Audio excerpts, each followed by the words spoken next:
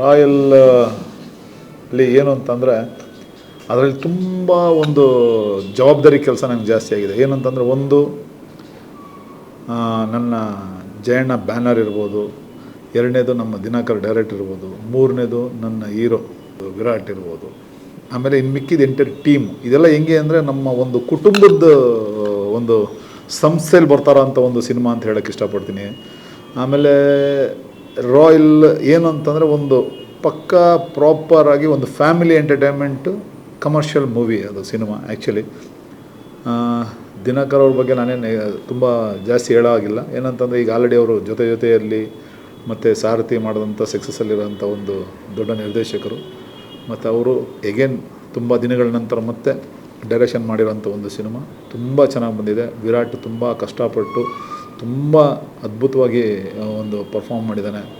ಫೈಟಲ್ಲಂತೂ ನೀವು ಕೇಳಲೇಬೇಡಿ. ನಾವಿದ್ದೀವಿ ಅಂತಂದರೆ ಆಲ್ಮೋಸ್ಟ್ ಆಲ್ ಒಂದು ರೇಂಜಿಗೆ ಏನಾದರೂ ಒಂದು ಹೊಸದಾಗಿದ್ದೇ ಇರ್ತದೆ. ಯಾಕಂದರೆ ಹೊಸ ಕಲಾವಿದರು ಮಾಡಬೇಕಾದ್ರೆ ಏನಾದರೂ ಒಂದು ವಸ್ತು ಆಡಿಯನ್ಸ್ಗೆ ಕೊಟ್ಟರೆ ತಾನೇ ನೀವು ನೋಡೋಕ್ಕೊಂದು ಇಚ್ಛೆ ಪಡ್ತೀರಾ, ಮತ್ತು ನೀವು ಒಂದು ಬೆಳೆಸೋದಕ್ಕೆ ಒಂದು ಅಂದರೆ ನೀವು ನೋಡಿ ಅಪ್ರಿಷಿಯೇಟ್ ಮಾಡೋದಕ್ಕೂ ಒಂದು ಅವಕಾಶ ಸಿಗುತ್ತೆ. ಆ ವಿಷಯದಲ್ಲಿ ವಿರಾಟ್ ತುಂಬಾ ಕಷ್ಟಪಟ್ಟು ಚೆನ್ನಾಗಿ ಕೆಲಸ ಮಾಡಿದ್ದಾನೆ. ಆಮೇಲೆ ಇನ್ನು ಜಯಣ್ಣನ ಸಂಸ್ಥೆ ಬಗ್ಗೆ ನಾನೇನು ಹೇಳೋಗಿಲ್ಲ. ಅವರು ನನಗೆ ಅಲ್ಲಿ ಹೆಸರಲ್ಲೇ ಇದೆ ಜಯಣ್ಣ ಅಂತ, ಅಣ್ಣನ ಸ್ಥಾನದಲ್ಲಿರೋಂಥವ್ರು. ನಿಜವಾಗ್ಲೂ ಅವ್ರಿಗೂ ತುಂಬ ಒಳ್ಳೆಯದಾಗಲಿ. ಆಮೇಲೆ ಎಂಟೈರ್ ಸಿನಿಮಾಗೆ ರಾಯಲ್ ಸಿನಿಮಾದಲ್ಲಿ ವರ್ಕ್ ಮಾಡಿರೋಂಥ ಎಲ್ಲ, ಆಮೇಲೆ ನನ್ನ ಅಸಿಸ್ಟೆಂಟ್ ಡೈರೆಕ್ಟರ್ ಆದಂಥ ನಮ್ಮ ಡೈರೆಕ್ಟರ್, ಮೇಯ್ನ್ ಅಸಿಸ್ಟೆಂಟ್ ಅಲ್ಲ, ನನ್ನ ಡೈರೆಕ್ಟರ್ ಆದಂಥ ಅನಿಲ್ ಅವರು ಈ ಸಿನಿಮಾದಲ್ಲಿ ತುಂಬ ಕಷ್ಟಪಟ್ಟು ಕೆಲಸ ಮಾಡಿದ್ದಾರೆ. ಆಮೇಲೆ DOP ಹೊಸಬ ಸಂಕೇತ ಅಂತ ಒಬ್ಬ ಹೊಸ DOPನ ಇದರಲ್ಲಿ, ಅಂದರೆ ಆಲ್ರೆಡಿ ಅವನು ಒಂದು 2-3 ಸಿನಿಮಾಗಳು ಮಾಡಿದ್ದಾನೆ. ಬಟ್ ಇದರಲ್ಲಿ ಅವನು ಫುಲ್ ಫ್ಲೆಜ್ಜಾಗಿ ಒಂದು ಸಿನಿಮಾದಲ್ಲಿ ಲಾಂಚ್ ಆಗೋವಂಥ ಒಂದು ಅವಕಾಶ ಅವನಿಗೆ. ನಿಜವಾಗ್ಲೂ ಎಲ್ಲರೂ ತುಂಬ ಇಷ್ಟಪಟ್ಟು ತುಂಬ ಚೆನ್ನಾಗಿ ಕೆಲಸ ಮಾಡಿದ್ದಾರೆ. ಆಮೇಲೆ ವಿರಾಟ್ ಜೊತೆ ಸಂಜನಾ ಅವರು ಮಾಡಿದ್ದಾರೆ.